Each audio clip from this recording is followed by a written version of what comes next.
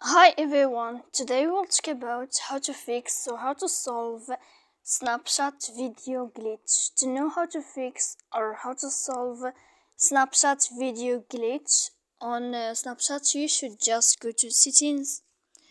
When you'll find this page, you will enter to apps, default apps, app settings. After that, in this page here, you will enter to this window of Snapchat and you will click.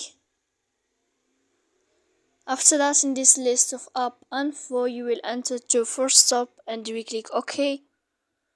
Then you will enter to storage. Here we click clear cache, and in the end you can turn off your phone.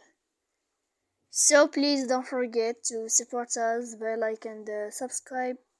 See you next time in another video, and thank you for your attention.